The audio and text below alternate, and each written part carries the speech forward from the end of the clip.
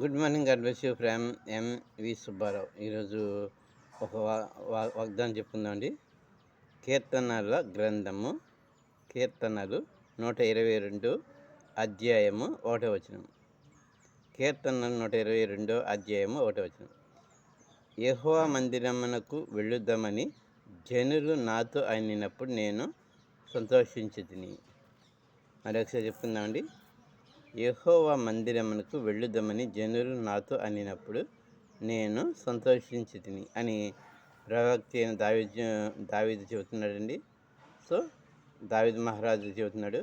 అంటే దేవుడు మనతో మాట్లాడేది, మనం యెహోవా మందిరంకి వెళ్ళేటప్పుడు సంతోషంగా ఆనందంగా వెళ్ళాలి, ఉత్సాహంగా వెళ్ళాలి. నీరసంగాను, ఏడుపుముఖంగాను, బాధగాను, గుడికి ఇంటికి వెళ్ళాలా అనిపించే విధంగాను వెళ్ళకూడదు. దేవుడు చూస్తూ ఉన్నాడు కాబట్టి, చూసే దేవుడు కాబట్టి మనం సంతోషంగా ఆనందంగా వెళ్ళాలి.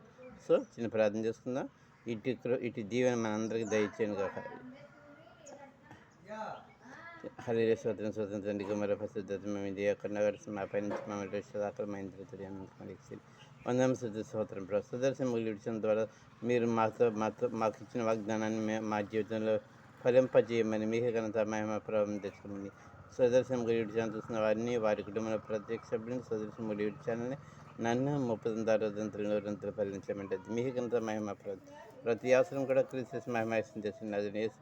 అత్యంతంలో హృదయపూర్వక ప్రార్థించి అడిగి పొందినాం తండ్రి. ఆమె. Thank you and all. Good morning. Home. Front camera. Record.